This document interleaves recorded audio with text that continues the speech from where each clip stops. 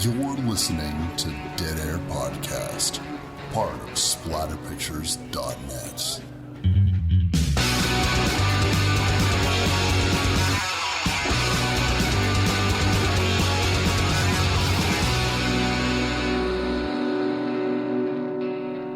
What's up, everybody? Wes, Dead Air Knife here with always typical Lydia. Today's show, we're doing the 2017 addition to our 2022's edition of Stephen King-a-Palooza, the adaptation of 1922. Well, that's a lot of numbers. It is a lot of numbers, Lids. This is my confession. And that's all I got. That is all you need, really, honestly, because that is what the bulk of this is. Although it's not all voiceover, which I really appreciate. I've stumbled into films that are all voiceovers, recollections like this, and it does not work for me. The portions that they do as a voiceover work very, very, very well. And this particular film is directed by Zach Hilditch. I can't think of anything else that person has directed, but I think that this is one of the better Stephen King adaptations, and I really like that it captures the feel of the novella or the short story or whatever, because when I read this in Full Dark, No Stars, I remember feeling transported. Stephen King's really good at building scene, building characters, transporting you to a certain time and place. If you want to have like hot, sweaty summer in the 50s with kids on bikes saving the neighborhood, then Stephen King's your guy. And he does transport you to a certain degree, but you can always feel a sense of like removal from that. Even if you were a kid on a bike saving the neighborhood in the 50s, there is like that distance.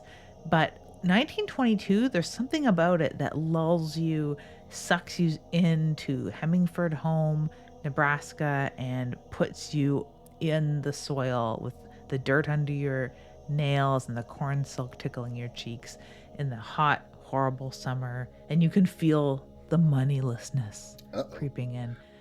It's a very, very transportative story. Absolutely. I think that the thing that I take the most away from this film, appropriately titled 1922, is that the year itself is very much front and center. This really weird time in American history, or maybe just Western history in general, that you don't see too often, where we were moving into the modern era in which you and I and everyone listening to this would recognize this is not so far flung into the future that they have television, they don't have the internet, they don't have a lot of creature comforts, you know, there's no space travel, there's nothing, but they do have films. You know, Wilf could have gone to go see The Cabinet of Dr. Caligari if he was so inclined. So this is before even talkies. It still has a lot of recognizable things in it. And I found myself constantly reminded that, oh yeah, this is not sometime in the early 1800s, even though everything looks so pastoral and they don't have electricity. It's a lot of lantern lights. They have automobiles, but they are all crank operated. But nobody's riding a horse. They do have cars, and they do have tractors, and they have all these things. And it kept reminding me, oh yeah, this is not so far in the past. Particularly when they get to Omaha and then you see the city living. I found that such a fascinating aesthetic that really lends itself to the overall atmosphere. I think that we're more easily transported to this time than a younger generation city dweller because you have experienced cottage life to a degree that most people would not be comfortable with. with not having electricity and having like not running water that comes cold out of a tap with a hot water heater, all these electrically enhanced things that we're so used to. And even though my grandmother's farm was very modern, we did rely on a lot of older and if not Amish style farming practices. So I was very used to like hand tools and having lanterns and those sorts of things. And I knew people that didn't have indoor plumbing, even in the mid to late 70s. So it's not that removed from us. Like we did experience as creatures on Earth, this boom, of course, the industrialization of the world that really took us from the Stone Age in a lot of people's minds to not like the precipice of the modern world that we live in today. And this was like just that edge of it where the common person could have a motorized vehicle and could probably have a film in their home or could dabble in photography. And the radio, having shortwave at home was a possibility, which was like a crazy technological leap at the time. They were talking about, hey, you need indoor hot and cold running water kind of thing. That was the new big thing. And I think that that's just endearing because those are things that we can look back in our past or the one generation before us and have recollections of those things. So they're not too distant, like the 1800s or 1700s, when things were just too archaic for us to really relate to. Yeah, I had to just keep reminding myself, like I said, again and again, like, oh, they had those? Oh, they had that? They're listening to records. There's some other peculiarities about Wilf himself that I was kind of shocked by that have nothing to do with the technology. He's a reader. He seems just like a very simple, and I think he plays it up to throw people off of his trail, that he's just like, well, I don't know nothing about any of that there. I'm just a simple farmer, just living my simple life, just care about my land. Like, he's that guy, right? But like, he's actually a lot more intelligent because they keep cutting back to him in, glasses, sitting upright, reading a book. Like, he's an avid reader. We see him reading 2 different books during the course of this film, which lets you know that, he's not just picking up a book and sort of like looking at a couple of pages, maybe bored. He is consuming literature. And I really like that about him, in that he could blend in to the city. He could get or strive to afford some more creature comforts that are technologically advanced within his household. But he really, really prides himself on being this man of the land, even though he is a man of letters at the same time. And he seems to want this balance for his son. And that's the one thing about these characters that don't change, no matter what era you're looking at. If you want to go back to the Pleistocene or forward to 2344, people are going to be greedy. People are going to be selfish. People are going to be afraid of change. Like, those very human elements that Wilf really embodies, especially like the fear of change. I think like the biggest stretch he does into common era, other people, and keeping up with the times is reading books, because he can have a little more rigid control over that, perhaps. I don't know, maybe that is his secret vice, his dirty pleasure, maybe. Let me ask you this, Lids. This is Stephen King-a-Palooza, and for listeners, if you don't know, Stephen King-a-Palooza is where we just do Stephen King movies, because there's a lot of them. And Stephen King movies, obviously have to come from his adapted work. Now, when did you first encounter the novella that this is based on? And follow-up question, were you interested or excited when you found out that they were going to do a film adaptation of this one in particular, or were you cautious about it? I was excited, although when it was first announced, I had thought it would going to be a Flanagan thing, because there was a lot of Flanagan Stephen King hitting Netflix at the time, and which I have nothing against that. I like the Mike Flanagan Stephen King adaptations a lot. I like Mike Flanagan's work quite a bit. So I had, though, confused this with a different story from Stephen King that I was like, oh God, how's that going to go over? I forget the title of it, but it's a story of a man who has a coin in his pocket, and he's being questioned by authorities about the sexual assault of a young girl, if not the death and sexual assault of a young girl.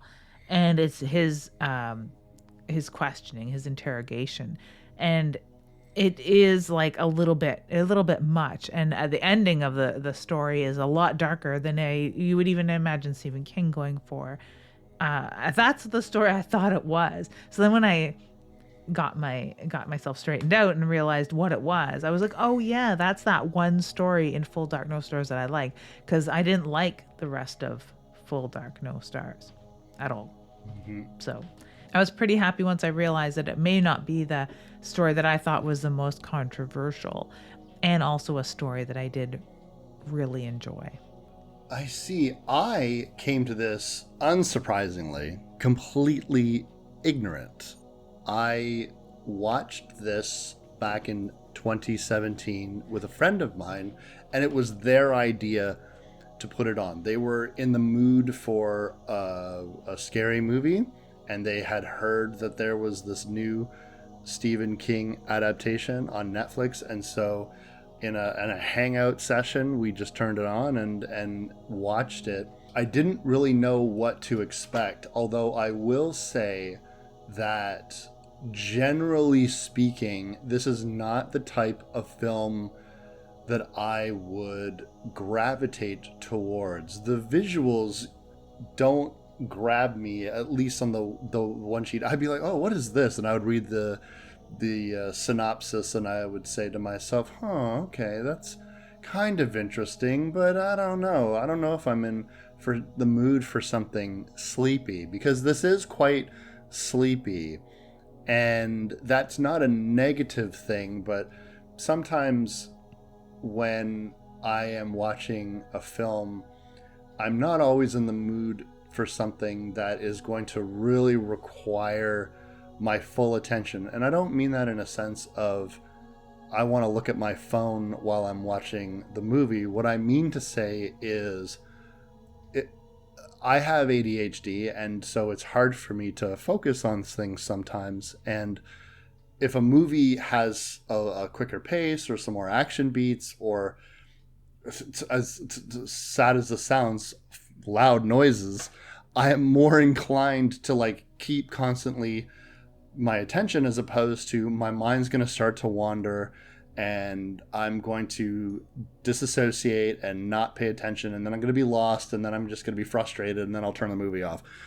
And so because I was watching this with company, I ended up watching a film that I probably wouldn't have watched on my own, if I'm being brutally honest with myself. But I also really liked it in the sense that when I watch a movie that I'm like, oh, this is a film. This is a very serious piece, and this is something that, so stupid to say, this is like something grown-ups would watch. This seems like that type of movie for me, but I always was hesitant to bring it to the show, because if this movie counts for a splatterpictures.net pick, then I don't think there's anything off the table anymore in terms of, is this enough horror? Because do you feel like this is a horror movie proper, or do you feel like this is more of a drama with some chills? It is definitely a drama with some chills, although it's the corpses in it. It's the corpses, Wes, that keep me pulling this into the horror genre proper. I mean, it's not even just a Stephen King name, because we all know that Stephen King as a name does not mean horror specifically. It can mean a lot of things. It can mean, we were talking about the Dark Tower earlier before the show, and that is magic realism. There's all sorts of like just plain drama. There's tragedies. He does all sorts of just like very mundane. Like his novella Elevation is absolutely not horror. It's hardly even drama. I don't know what it is. But he does a lot of these just dramas, right? This one though lives somewhere in between Pet Cemetery and Sling Blade for me. And while Sling Blade isn't a horror story, it has elements of the very deep darkies that we find within our fellow man, and it goes beyond tragedy and drama into horror, much like Heart of Darkness or Apocalypse Now or whatever you want to call it. The Joseph Conrad book is a horror gothic in a way, even though it doesn't have gothic elements necessarily, but it is that very deep, long look into the dark night of man that makes me put this into horror. I think you're absolutely right about that. Old Wilfred's got himself a dark passenger. But fuck all that, Liz. What is this movie even about anyways? This movie is about how you can not only have a person in a well, you can also have a person inside you, Wes. A person inside you. It's about things inside things. Things in wells, things in people, things in walls, and things in cars. Oddly enough. There's also an aspect of this movie is about city mouse shouldn't marry a country mouse. Yes. The wife, Arlette, played by Molly Parker, is unlikable, but not by her own fault. Like, the reason she is unlikable is because she is so uncomfortable and so full of like contempt and just wants out of her situation that she's married herself into so badly. And on one hand, we should feel bad for her, but the way that she's behaving is so unlikable. It's such a weird character. There's an aspect to Arlette's character that I'm very sympathetic with.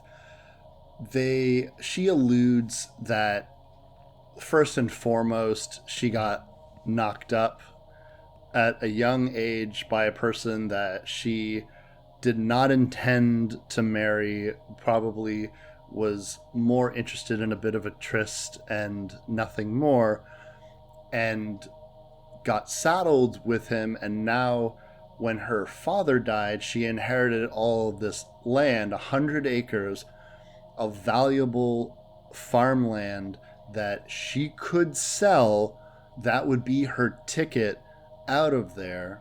And in combination of her husband's 80 acres, so 180 acres of good farmland, she could have her dreams come true, if not for the fact that she decided to marry or was forced to marry a just simple country bumpkin who has no interest in changing anything. He likes the old ways.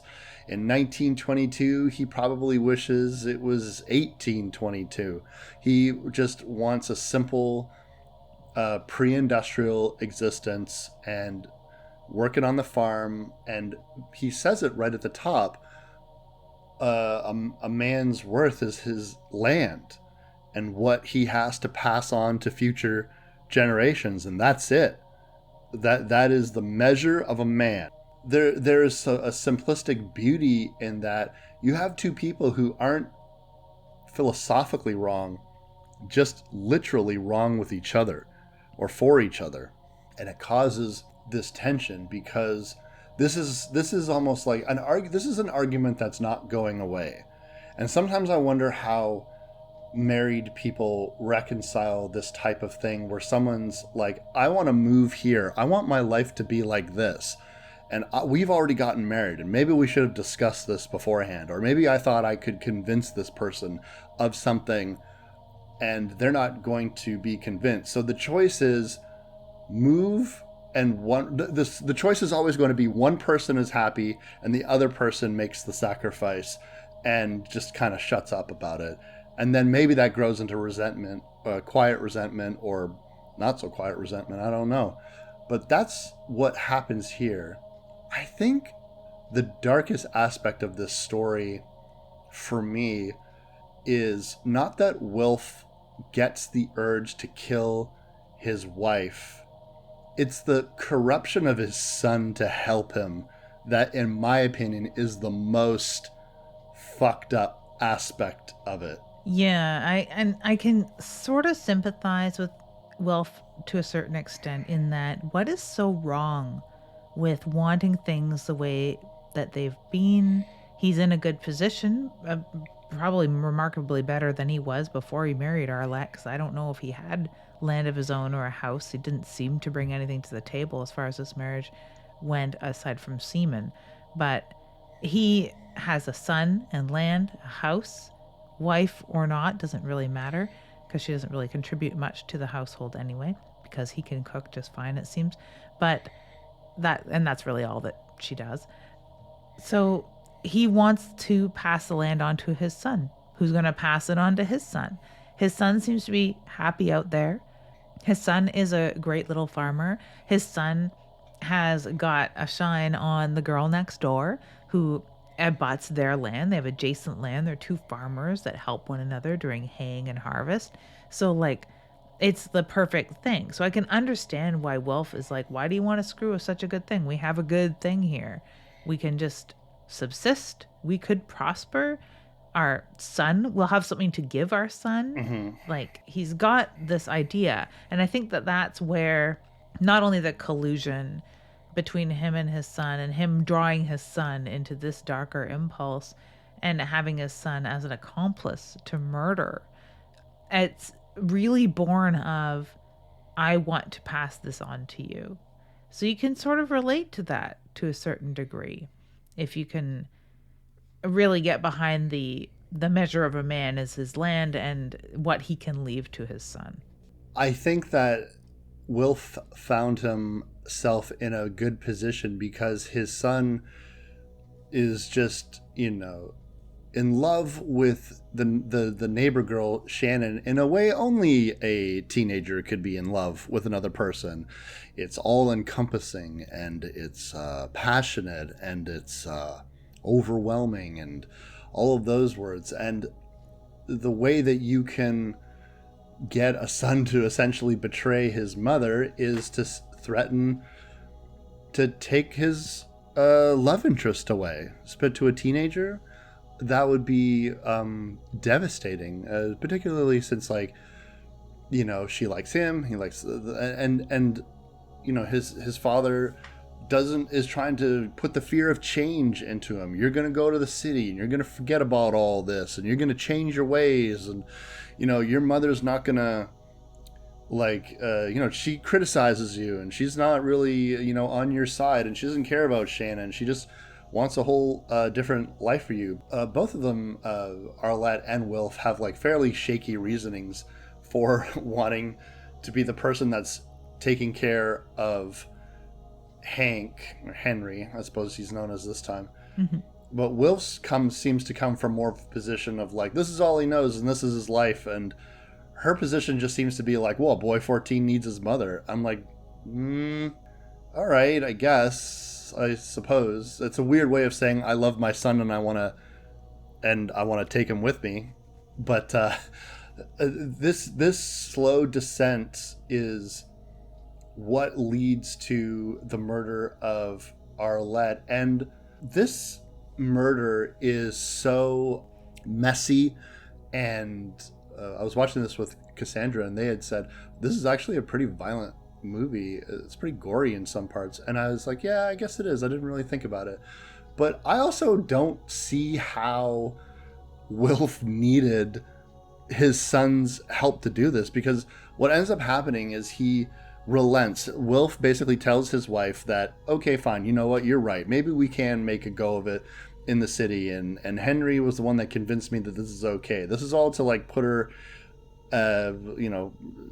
make her let her guard go down, and then they celebrate, and then their mother gets exceedingly drunk because they want to celebrate, and she's a messy drunk, and she says some pretty crude things to both her son and And I was like, Jesus Christ, like this sort of plain-faced, prim and proper woman really becomes quite the lush when she's had a few too many. And I mean, really, when they put her to bed, like completely fucking passed out drunk.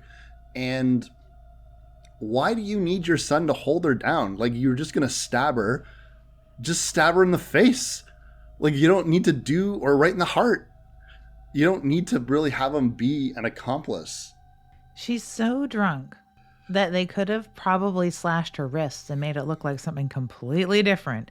And he didn't need to involve his son. And I think that I don't know why he wants to prove. And I think that this is the worst toxic family ever in a way. And it's repeated a lot in real life, where you see parents trying to show the other parent's weaknesses to the adolescent offspring.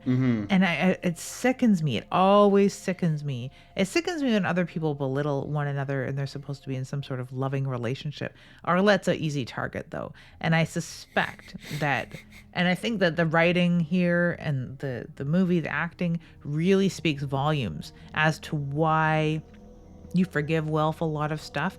You can see his reasoning in that the way that she ended up in a family with him in the first place might have had something to do with her being such a sloppy drunk. The fact that she just likes to party, live it up, even though we only see a glimpse of it, this seems like a regular fucking attitude of hers. So she's going to go to the big city and she is going to absolutely waste all of her money. She's not prudent. She doesn't run the household or run the farm. She makes dresses in her free time and cooks food once in a while and sits on the porch and bees a bitch. That's what she does.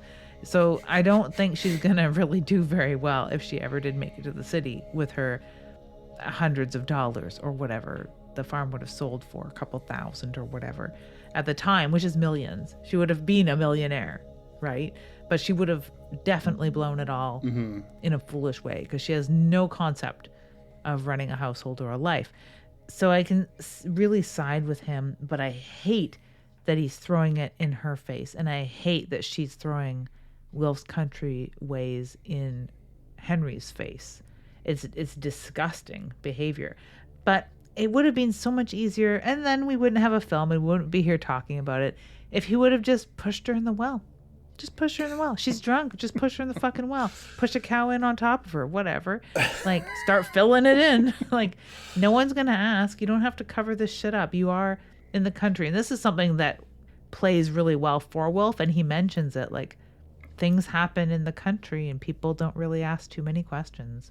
Yeah, a man's wife is his own business. I was talking to Cassandra while we were watching this, and we were discussing how there's no forensics, there's no criminal profiling, there's no anything. If someone goes missing and you got no body and you got and it's like, hey, what happened to your wife? I don't know. Can I search your house? Sure. Looked through the house, didn't find a body, didn't find any blood. Yeah, she took her shoes, took her dresses, I don't know. And they're like, oh, okay, I don't know. Getting away with crimes back then is so easy. I mean, nowadays, like, I couldn't even, like, there would be video evidence of me if I left this building. Like, and you can walk down the street and you're like, oh yeah, that person has a doorbell cam. Oh, and that street has security things, and this building has security features. So you have, like, now, and like, there's all kinds of tests that you can do, and there's nothing back then, nothing. So this is a fairly good way to get out of a marital dispute back in 1922, I suppose. And Wilf gets his way. They toss this woman down into this old dried up well, and this is where the most Stephen King aspect of this film comes into play, in my opinion. Stephen King, from the adaptations of things that I've seen and the very limited amount of Stephen King literature that I have read, it kind of falls into two different categories. Either there's some big monster that's doing stuff, Or there is a kind of vague, is it supernatural? Is it in this person's head? We don't really know. It's not really that important. But this person has become haunted and tortured, whether by supernatural forces or their own guilt.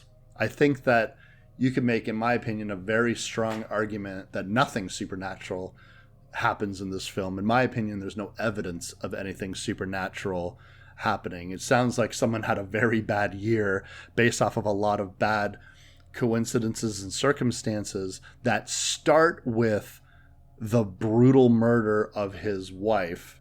But this is where the rat aspect comes into it. There's nothing supernatural about this. You throw meat into a hole in the heat of summer, it's going to attract rats. It's quite gross how they do the rat coming out of Arlette's mouth. I was like, ew, that's fucking nasty. Now, I agree that it is very nasty. And there is nothing supernatural about rats being attracted to dead things, especially if these particular rats, they spend a lot of time in the barn where they might get the odd chicken egg or dead animal and eat the cow feed or whatever it is that rats do in barns, aside from just fuck shit up, poop all over. They follow, because it's the old livestock wells. So it's an unused well, but it is attached to the barn. So the rats from the barn can get into this well. But there's probably little food for them to be had. It's a well-kept farm. You know, there's, aside from grains and stuff, they have nothing to really scavenge. So this is like Christmas for them. Christmas for rats. But there is a supernatural aspect if you look at it through the eyes of the constant reader who realizes that this is Hemingford Home, Nebraska. This is where Mother Abigail lives. This is along the beam, Wes. The beam? The beam. All things follow the beam. You could surmise that this is part of the long-term residency of Randall Flagg, who does have some sort of kinship with all things dark and creeping, crawling like rats. And perhaps this is part of that seed coming from another realm, with, like, you would discover in the drawing of the three, perhaps, or if you go back to Eyes of the Dragon, you can get some Randall Flagg walking dude sort of vibes from all of this. And knowing that Mother Abigail is somewhere just down the road, being the counterpart to that. So if Wilf would have encountered Mother Abigail or her kin, then he might have turned, he might have like seen the light, so to speak, but he's under the influence of some sort of darkly seated supernatural presence that is not only guiding these rats around, but they are influencing his decisions. If he wasn't in Hemingford Home, he may have never sought to kill his wife, and he may have done the things that you or I as a viewer, or him deep down inside, know there's another way. Even his son says later on in the film, there was another way. You could have compromised. You could have done the things that us as viewers want him to do. Just go to the city. Just divorce her. Tell her to go. Sell half the land. Whatever it takes. You don't need to fucking kill people. But no, there's the Dark Tower influence somewhere underground in Hemingford Home. So I think that, being like the Stephen King fan or whatever, you see that there is no other way. The rats are going to mock him and influence him and shove this deed in his face that they had something to do with influencing him to do in the first place. And this is why you get Lydia to be on your show about Stephen King-a-Palooza, because of all this extra information that she has that I do not have, because I'm practically illiterate. But you're absolutely right. I didn't consider any of that, and perhaps I was too harsh. This is supernatural. You've convinced me. Well, there are other things that happen to it that I'm like, that's pretty, because he gets whispered to by the dead. So I was like, that's fairly supernatural, giving him knowledge that only the dead can know. Unless he's absolutely totally far gone mentally. You can make the argument that he is, because especially when he's holed up when winter rolls in, I'd say that's the most insane version of him. Beforehand, it's that intense summer heat, and one of the things that, as a person like me, I run very hot, and I am no good in the summertime. I cannot fucking stand the heat whatsoever. And I live a very charmed life. I have central air. I can keep my place quite cold. And I do. I was thinking about, like, oh, poor Lydia, you would have to be in gloves and mittens in here. It's probably so cold for you. But the inescapable heat that everyone has when this murder first takes place, I can only imagine what that would be like, where you're just hot. You're just fucking hot, and you have farm work to do, and there's a cool side of the house. The sheriff mentions that when he comes around looking, because the Flanagans are these wealthy people who Arlette was planning to sell her land to, and they bring themselves a big city lawyer coming to seal the deal away. But of course, Arlette's gone missing. They find this very suspicious, and even though they don't have forensics or criminal profiling, they do have common sense. And all of a sudden, when a man doesn't want to sell and is very vocal about that, and everyone knows that his wife visited the city to try to get the land that she is legally entitled to, she's already spoken to lawyers about this, the 100 acres versus his 80 acres, she wants to sell that. Very valuable. It's by the creek, so, you know, there's that. Well, it's just a little odd, don't you think, that you telling me that she took $200 on her person, grabbed some of her favorite dresses and her favorite jewelry, picture of her mom and her dad, and left on foot in the middle of the night, and went where? Just gave you all the land, gave up all of it, and just walked off on her own. Doesn't really make a whole lot of sense.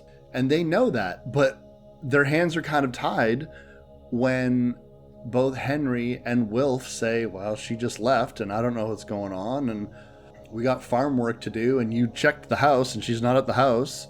And they've also done the clever thing of filling in that well. And how do you do that? Well, you just put more meat on top of the meat that you already put in there, and that would excuse the reason why you're filling in the well, and the reason if there's any odors, that would excuse that, the increased rat population, because he's going to sacrifice his cow, or one of his cows, to fall down the well in a scene that's actually kind of funny in a grim sort of way.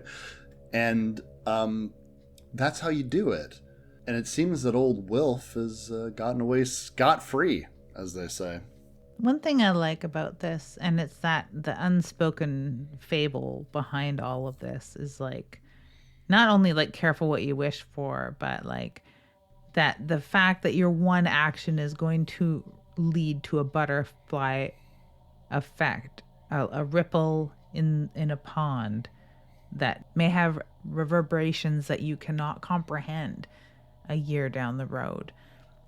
From the beginning, after he kills his wife, when he says, there's one thing about killing that I found out that day, is that it is messy work.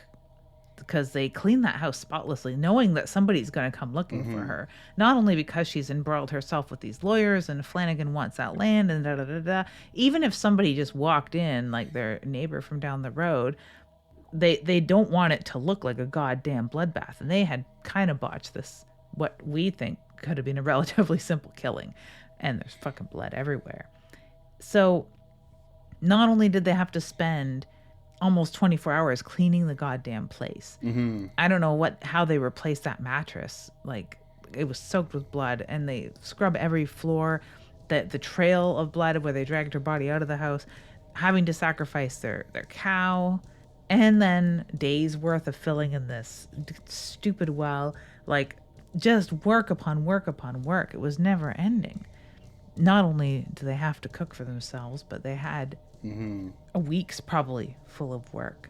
Hot, sweaty, horrible work that doesn't really do much to pull them together as a unit, as father and son. It does more and more to drive them apart, because after the police have shown up, the lawyers have come and gone, it's like weighing heavily on the son, where he keeps checking with his father, like you would expect a 15-year-old boy who's been enticed into murder to do. Like, did I do good? Was that enough of a lie? He's also throwing out things where he understands they didn't need to do that, understands that now they're kind of trapped here with this lie between them, that he's probably going to crack because he can't even look at his girlfriend in the eye anymore.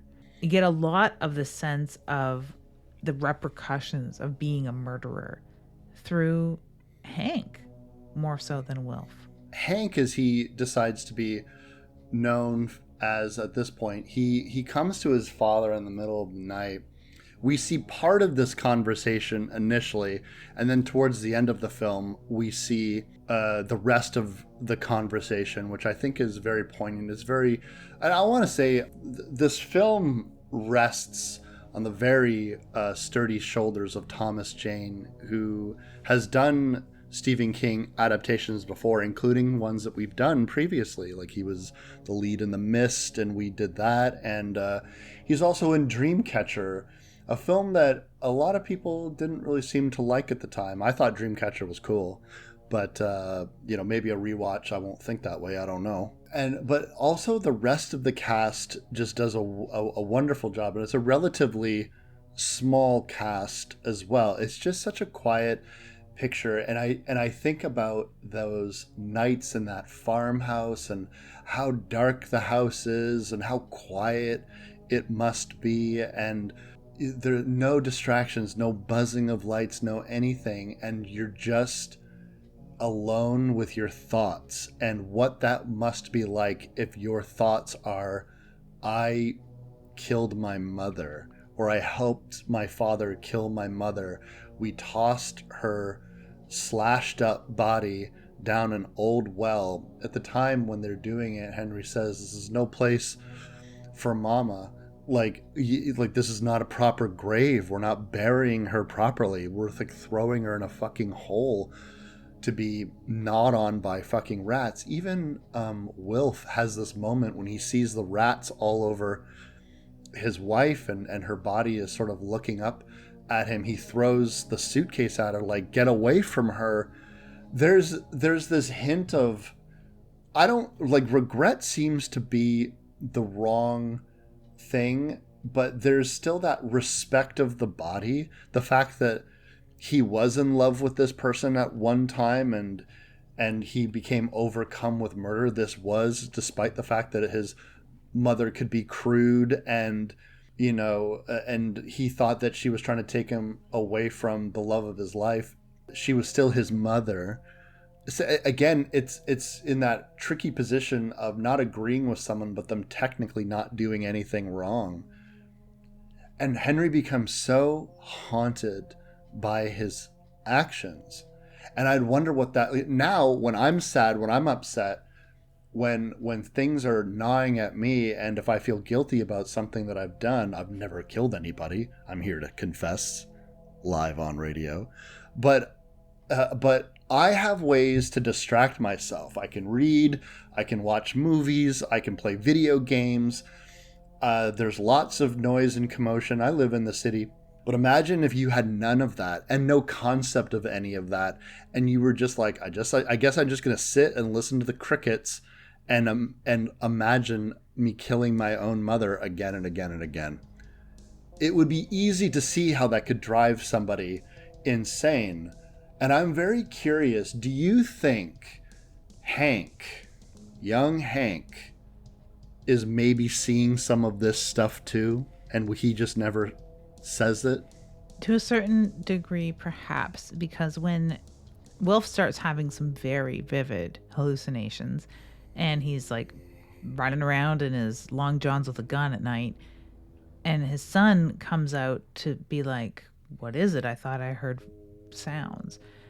He seems to accept that his father is reacting to something that other people couldn't see or he could barely explain properly. He has an excuse of, I thought there was a fox out there, or whatever it is that he gives as an excuse. I don't think Hank buys it. I think Hank maybe has been seeing these same sort of things. The land itself could be entirely haunted by their dead mother. or like I suspect, the equivalent of an Indian burial ground under the house, the beam, the dark tower presence, Randall flag presence, whatever it is that you want to call it, the big deep darkies that are under the ground that have tainted this area and subsequently the people that live on it. So that could be very well. Or Hank is 100% a balanced individual that's been warped now by his father and his actions, because he does take some actions not long after these scenes, are those of a fairly rational person who's been put in a very bad situation. Or is it that madness that's driving him? It's so hard to tell with Hank. Now, Hank does the one thing that everyone told him not to do when he was getting real sweet on old Shannon. He knocked her up. He got her pregnant.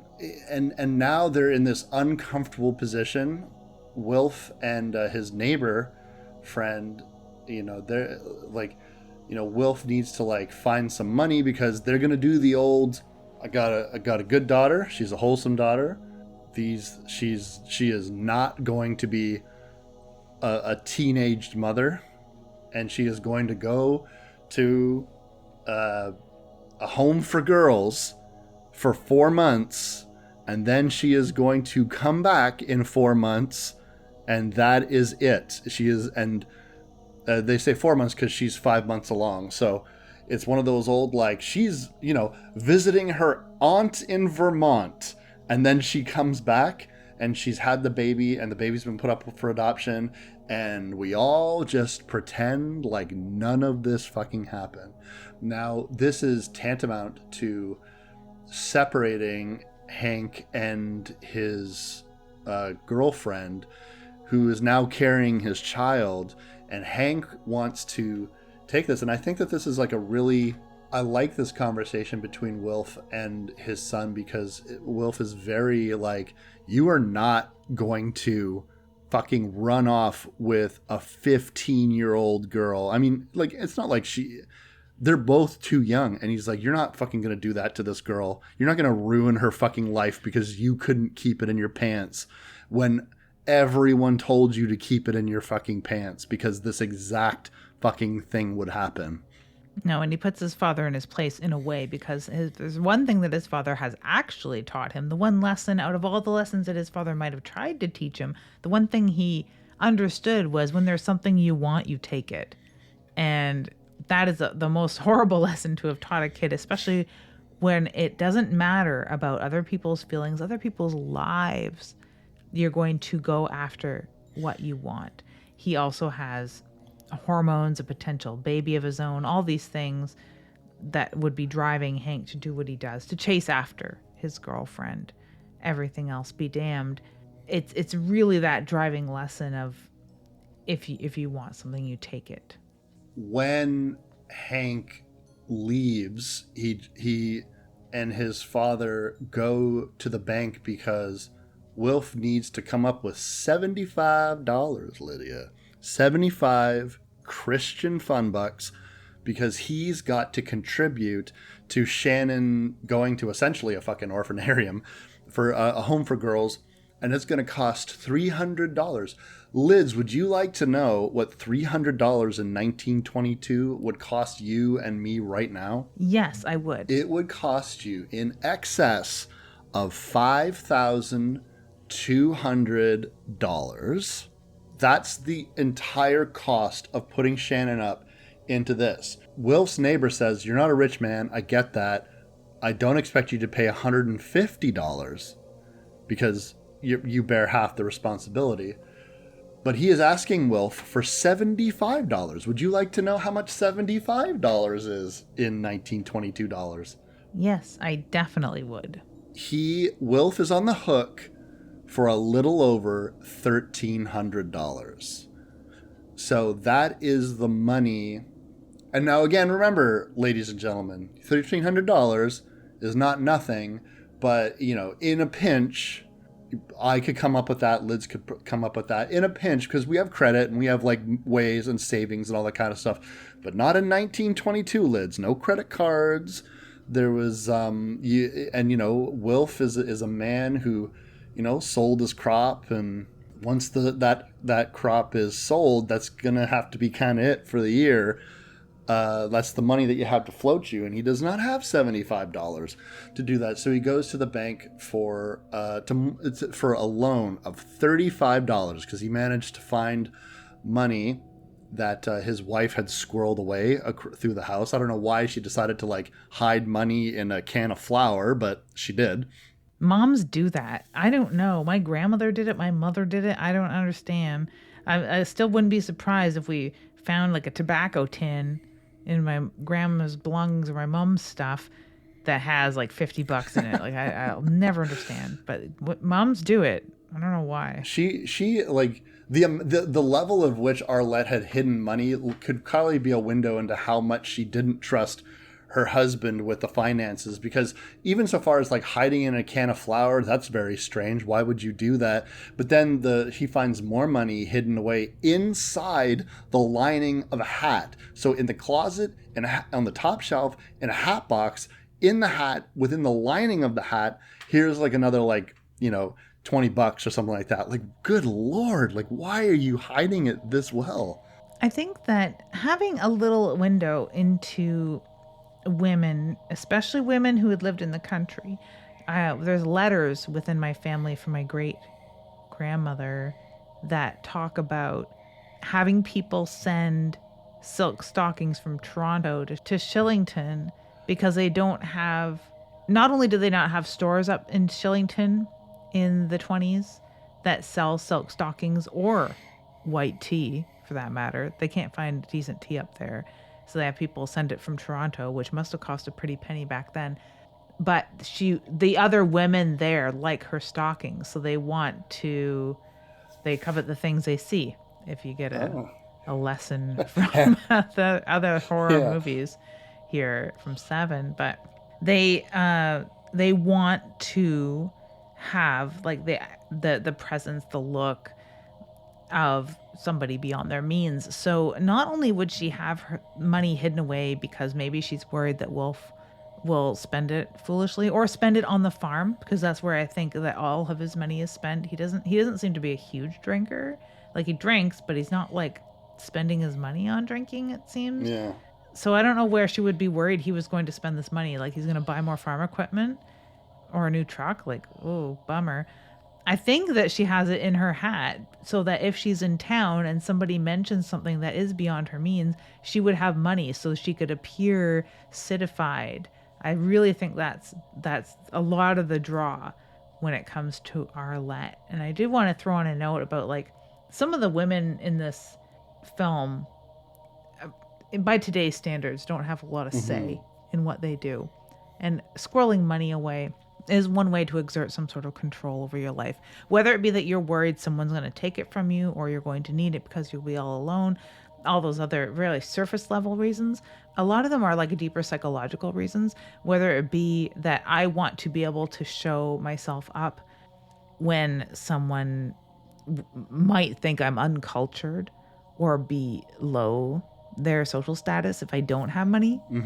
Squirreled away in weird little accessible places for me that only I know about, so that I can afford the nice tea and the silk stockings when I want them, or to not appear as lesser, and to also be able to assert some sort of control, because as you see with Shannon having no say in what happens to her body, it's all Hank's fault because Hank didn't keep in his pants. No one talks about Shannon. Shannon didn't have a decision as to whether she had a penis in her or not, apparently. And Shannon doesn't have a choice as to whether she gets to keep a child or not, apparently. Or if there are other medical ways to take care of this little problem, as they say. Shannon won't have a choice when she returns either. Shannon doesn't have a choice when she doesn't even have a choice whether to return or not, because Hank takes that decision away from her too. So all of this stuff is out of women's hands in the 20s, it really was. The only strong woman we've seen is sort of hateful and easy to hate and is dead now. So I think that's a bigger reason why she had all the money squirreled away. So I've kind of gone on a tangent about the money, but no, that's good stuff, Liz, honestly. And I never would have thought of it that way. the exertion of a small amount of control that's very, very fascinating and also very true. And I know that the neighbor's wife, whose name he keeps escaping me, he's played by a fucking actor that I've seen in like a million things, James Burrow or Burrowy or whatever. It's Neil McDonough and Harl, as in Harlan, which is a great country name. I love the name Harlan, always have, but Harl. Oh, gotcha. Harl next door. Yeah, Harl.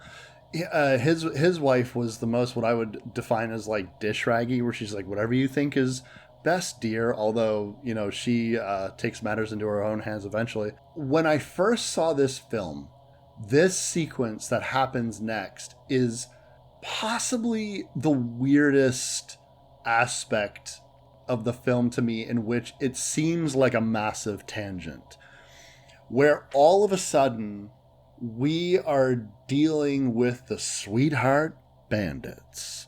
We are in a Bonnie and Clyde like scenario. Hank has taken Shannon, and through a series of unfortunate events requires money. So he starts robbing people, gets a little bit of money, can buy a gun, starts robbing banks. They become outlaws, like famous outlaws. They're like Bonnie and Clyde. Interestingly enough, who would have their crime spree and die about a decade after this canonically would be happening. I remember watching this, and this is all told to Wilf through montage of the most direct haunting or vision or whatever have you of the corpse of Arlette, and the sequence in which she's this corpse looking much like she did when she was in the hole before they had filled it in, being ferried by this plague of rats by her feet as she's walking down into the basement where Wilf is hiding from her. This sequence is very well done. I very love this, but Wilf says that she whispered things to me that only the dead could know. And that is the ultimate fate of his son, which is a montage of this crime spree that eventually, from what I could understand, they were made at a diner and Shannon was shot in the stomach, and they crashed the car. He carried Shannon to this barn or shed out in the middle of a field in the wintertime. Mind you, that's the thing that I should point out. A lot of this fucking movie ends in the dead of winter. This eventually, their unborn child dies, then Shannon dies, and then Hank dies. Did he kill himself? Is that what the story was? Yeah, he did. He shot himself, cuddled up in a bed with his dead girlfriend. A tragic end to some crazy mixed up kids. Lids, what do you think about this sequence itself? Do you think this is too much of a tangent, or do you think it's in keeping, or what? Is it just me? It's a great tangent, and it works really well, I think, in juxtaposition to Wilf's lifestyle of just quiet, steady country life, crickets, books, candlelight, farm work. That's it. The occasional cow living in the house because you've got no friends and no money to patch your roof, and it's the only sense of warmth, and the barn's falling down, so where else is it going to live? Kind of lifestyle that Wilf has built for himself.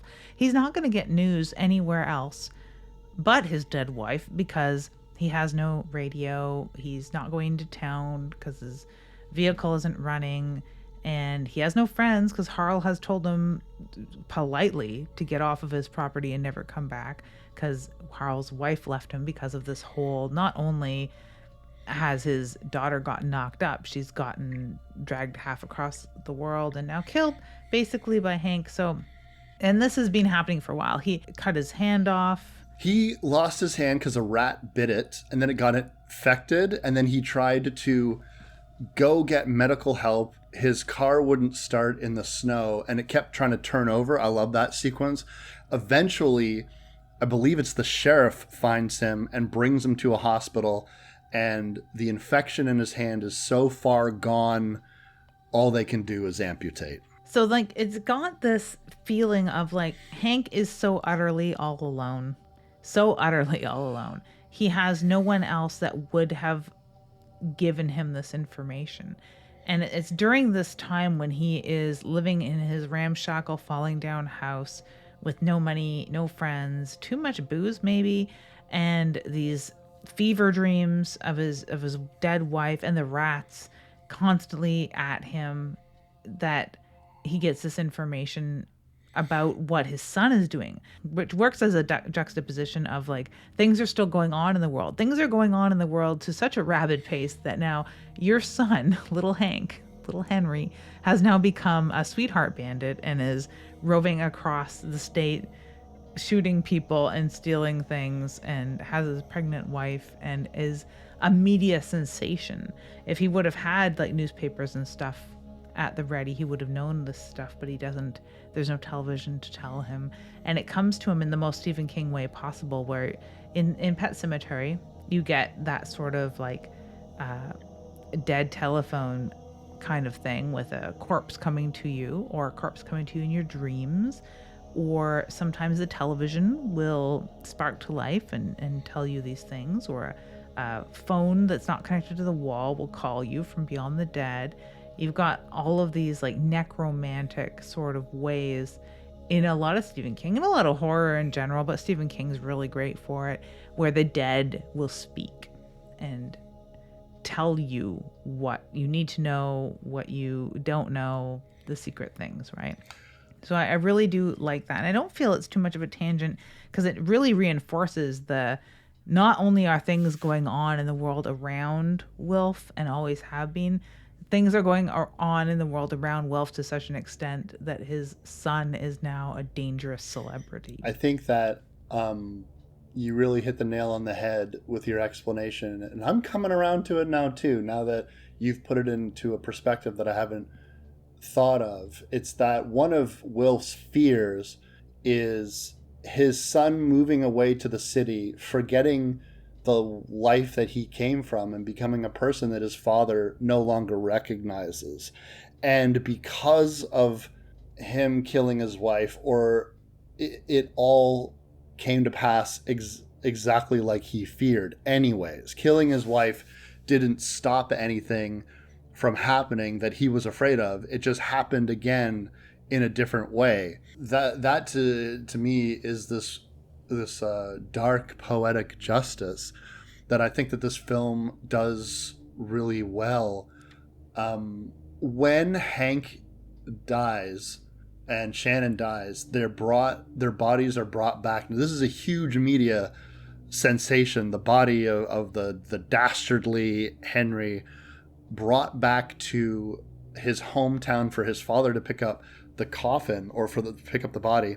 He's got to there's like press around. They got their Stetsons. They got the little press things in their hat, and like the big flash bulb cameras. It's a very chaotic scene, and you could see that not only is Wilf in this position where he has to pick up the body of his dead son, he is now there's all this hubbub, all these city folk around him flashing cameras and giving him the center of attention. This is the last thing that a simple man wants.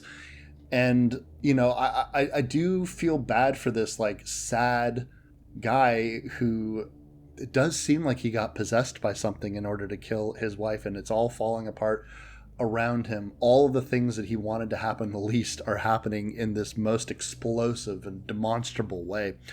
And when he finally gets to view his son's body, well, the rats got to the bodies. They weren't able to find the bodies in time, and well, old Hank looks pretty bad. Most of his face has been gnawed off. They do a pretty good job with the few times that we are subject to like makeup and effects here. You know, we do get some corpse action with not only the freshly dead Arlette in the well, we also get Arlette the corpse walking upright and talking and moving. We get all sorts of corpsey looking stuff. We get rats crawling out of her mouth and stuff, which is fun, as you noted earlier. And this is fairly brief, but a pretty gory representation of a dead body that's been chewed on by rats, and I think fairly accurate. One thing that I wanted to back up on that we kind of glossed over is the question of the location of Wilfred's wife. The sheriff comes to him after his hand has been amputated in the hospital to tell him that they found a body that was in a ditch that was very decomposed. Now, the skull was missing the back teeth. And then they just asked him the simple question of like, was your wife missing her back teeth? Now, Wilfred didn't really answer, but had this sort of long pause. And that was the sheriff basically saying like, well, she was on the road and got picked up, and she had her good dresses with her and $200 cash and her good jewelry with her. Well, she got robbed and killed and left for dead, and yeah, that's the end of it. Like, I was like, good Lord, it must have been nice to be a murderer in 1922. We're like, oh my God, totally. Because then you're like, yeah, that's not her. We know that. Who is that body? I mean, well, who cares? Because it's just a body, and now we got this one wrapped up nice and tight. Job's over. Like, it is nice to be a murderer in 1922. It's also nice to be reaping the benefits of another murderer's work, because this dead body in the ditch that nobody has any real explanation for, because we know it's not Arlette, is yet another mystery. Poor Hemmingford home. It's such a rowdy area all of a sudden. We got the bodies of sweetheart bandits coming back. We got our handless Joe living in his ramshackle rundown farm with his cow that he shoots in the head because it hasn't eaten for months. And this is all happening within the span of a year. Of course, it starts out in the spring, and I really like the progression of the seasons in this film. I mean, it's not as stark as something like Requiem for a Dream, where the 4 parts are noted with the seasons quite dramatically. It is noted here, definitely, but I like the progression. It feels a little more smoother and natural and a little less jarring once winter hits. And it's almost like we forget that we started out in the spring because it was already so hot. Yeah. Harl says to Wilf, who's also like, you know, these guys, what I like about them is they're just always like huddled up with like a drink and a blanket over them, and they're always just like staring off into space. And again, what do you do? What do you do in 1922? Like, I guess you just stay huddled up in a blanket and stare off into space, haunted by shit. Harl's in a position where he says, you know, it's funny, we started out the year with wives, and now we don't have wives because the whatever you think is best dear Harl wife, she just fucked off after Shannon was killed. And then he's like, we had 2 kids and they're both dead and their farms are in shambles. And then he just adds, at least I have both my hands, I guess, which is like the one area in which Wilf is, you know, not to put too fine a point on it, but shorthanded. And the it really lets you know how things really, really went to shit. And then the ultimate indignity, Lids. The ultimate indignity for old Wilf. He has to sell his farm and move to the City of Fools, Omaha. And he becomes a factory worker just like he was afraid that he was going to. Which, you know, if he would have lived up to his acting job that he did at the celebration night with Arlette when she was getting drunk, of, yes, we've decided we're going to move to the city, we'll give it a shot, we'll sell the farm, I'll get a job.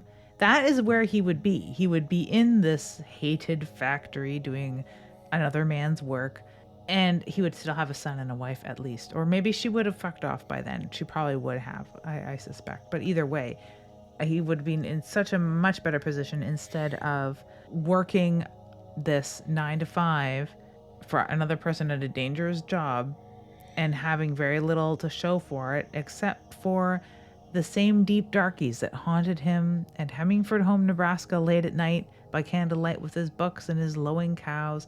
It haunts him now in his electrified hot and cold running rooms in Omaha. He said that anytime that he tried to lose himself in his work. Now, this is a man, by the way, who likes to work. He finds that there's a nobility into hard work. He is a hard-working, simple man. And when bad thoughts came to him, he would find comfort in work. He would lose himself into his chores. And he says in a line, when he tried to lose himself into his work, that's when they came. And that's when he would start to see that he's plagued by these rats that will not leave him alone. And even when he's writing his confession, the rats are like in the walls of the home that he's living in. And they start gnawing through. And I think I like that bookend because we started out with a voiceover narration of, this is my confession of 1922. My name is Wilf, and this is how it all went to shit.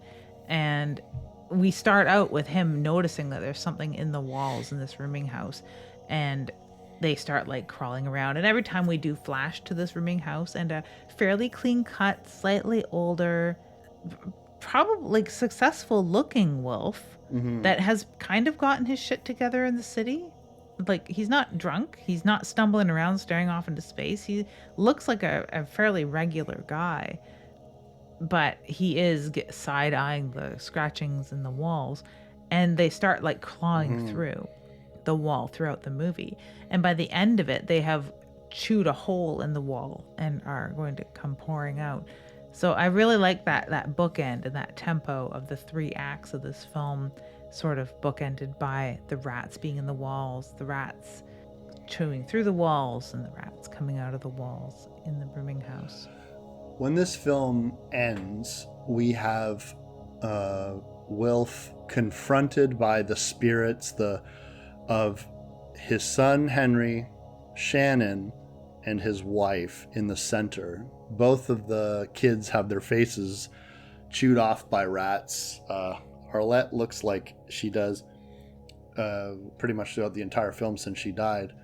And Henry is holding a knife and says, don't worry, it'll be quick, which could make you think about the fact that, like, he did say that it would be quick when they were killing Arlette, and it was anything but quick. It was quite the struggle to finally kill her. 2 questions. 1, is this happening? Did they kill Wilf? Or is this just, again, in his mind? It ends like Pet Sematary, hence why I'm wearing my Pet Sematary shirt. Does the wife come back? Does the wife kill him? Does he have a zombie wife? Did she even come back? Has he lost his mind and he didn't even bury her in the Pet Cemetery? Same sort of thing. Like, is he even in this rooming house? Are the rats coming through the walls? Have the rats ever been coming through the walls? Have the rats ever been doing the fucking shit he is ascribing to the rats ever since the beginning? Has this been what he's not facing, that he killed his wife and is guilty and should go to the police and turn himself in from the beginning? Is that what the rats are? Scratching at the walls of his mind, so to speak. Or is this, yes, really very real because of the entity that lives in Hemmingford home underneath of his old farmstead that has possessed perhaps the rats, himself, his wife, dead son, all those things? Is this all so tainted that ghosts and zombies and the Walking Dead exist and they've come to claim him? Or at the end of that one creep show bit where he drowns, the Something to Tide You Over bit with Leslie Nielsen, does Ted Danson come back as a sea zombie and kill his killer? It's so hard to tell. I'm being a rational person. It's like, no, the rats only half existed to begin with, let alone his whispering dead wife and now his returned son. He's probably hanging himself. That's probably what's happening. It's funny that you bring up the Pet Cemetery of it all, because Cassandra, when the movie ended, literally said, "Oh my God, it ends just like Pet Cemetery." And I said, oh yeah, you're right, it does. So that was very cool. The rational part of me is just, he killed his wife and got away with it. a rat bit his hand because he lives on a farm and rats get in there sometime, and he didn't take care of it, and it got infected, and then it had to get amputated. His son is young and a teenager and dating a young girl. He got a girl pregnant. It's happened before. It'll happen again. And that's just what happens to young kids that have continuous unprotected sex. And then his son left because they threatened to take his girl and his unborn child away. They needed money to survive. They became criminals, and then they died like criminals. And again, they got eaten by rats because rats eat dead things and they're in farmland. So, and you know, how did he learn about what his son did? Because there's newspapers and they were famous. And so he even like did a weird sort of dark pilgrimage in which he went to the places that his son went to try to sort of live vicariously through those experiences, like trying to, what would have this been like for my son? I'm going to go to the places that I know that he went. All of these things are completely rational things that can happen, do happen all the time. And the only thing that makes it supernatural is because Wilf is prescribing all of these coincidences together into this curse or this haunting, because he got overwhelmed with this quote unquote other person, this dark passenger, this presence, to kill his wife, when he killed his wife over money and land. The same thing people kill their spouses over all the time. But I do think, if anything, it's the most Stephen King to leave it so ambiguous. If you want to see ghosts, if you want to see supernatural, if you want, it's the beam, it's all of these things that occur. If it's even, you know, he who walks between rows, so it could also be that. There's a lot of corn in this movie. Yeah, and that happened right down the road. Gatlin's right down the road from Hemmingford. So it's all the same sort of entity or whatever driving people to do these fucked up things. Or it could be, you know what, this guy that was, you know, turned over a new leaf after being down on his luck, checked into a boarding room and into a boarding house, and there happened to be some construction that displaced a lot of very hungry rats from underground that bust into the walls and attacked him, killed him. It's not the first person that would have died from wild animals, even as small as rats, biting them. But it would be more fun if he got killed by ghosts. We could just admit that up front. Still very Stephen King, every angle of this. The one thing, like you had said, is it too gonzo that his son becomes the sweetheart bandit and goes on a killing spree? And the one thing that I don't like about a lot of movies is that if you leave the room for 5 minutes and come back and it's like a whole different movie, this one does kind of have the same thread and mood. But when you're in the Mickey and Mallory portion of the show, you could leave the room and come back and be like, what the fuck happened? That's my only real point that I didn't like. To that point, so when I was watching this movie, Cassandra literally said, like, I look down at my phone for a fucking second and I come up and he's completely fallen apart. It's like he was just standing there in his farmhouse, and then cut to he's like hoveled, like burning his hand like in the winter, and his farm has collapsed and he's like shattering. And I was like, oh my, yeah, if you look away from this movie for a second, you're like, what happened? Yeah. Yeah. Oh, that's really funny. So what do we got next for him? Coming up next, we can pick up some more Stephen King if you want. Do you feel like continuing the Stephen King-apalooza with something fun and uplifting like Apt Pupil? Fun and uplifting. Or Secret Window? That's up to you. The last one was a West pick, so what do you feel like doing? Coming up next, we do not know. We have not planned. We have not picked. There are some Stephen King titles in the running. And of course, there are some newer horror things that have come to mind, but we have not actually decided on a movie to do next. Yeah, we're flying by the seat of our pants here, but don't worry.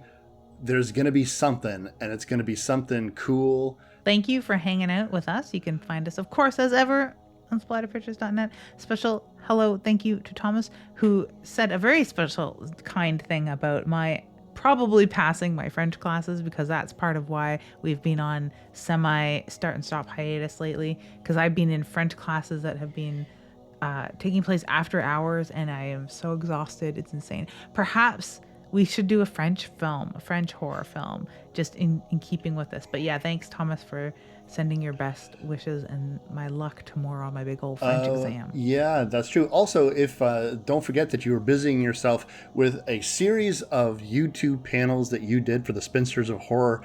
And that's all available right now. If you want to hear Lydia talk about, you did some French Extreme, you did some necrophilia type stuff. I know you talked about necromantic and stuff like that. So if you want to hear talk about all that kind of crazy stuff, you can find the Spinsters of Horror on YouTube. And you were part of panels, so that was very cool. Yeah, Amy Jean Vosper, who also appeared on CBC alongside Wes. She's been on my show previously as well, too. And she's been on an episode of Dead Air when Wes had done an episode with his mom talking about true crime. And I had done an episode with Amy talking about some older French sort of horror. Yeah, it's a really cool panel talking about horror films that are just a shade too dark. It's not films, it's films that me and Wes have watched from time to time for sure, and we bring up from time to time, but nothing that we really would talk about on this show, and it's certainly nothing that I would talk about on my YouTube show, where I would talk about the book portions, the book counterparts of these extreme horror. But yeah, if you're into like Serbian film and all that corpse banging speciality that necrophilia films are, yeah, it was a really cool panel. It was really fun to be a part of too, and it also was another thing that interrupted our flow here at Dead Air. But that's okay. I always will celebrate an interruption of flow, provided there is corpse fucking involved. And on that note, I'm Wes Knife. And I'm Typical Lydia. And you've been listening to Dead Air.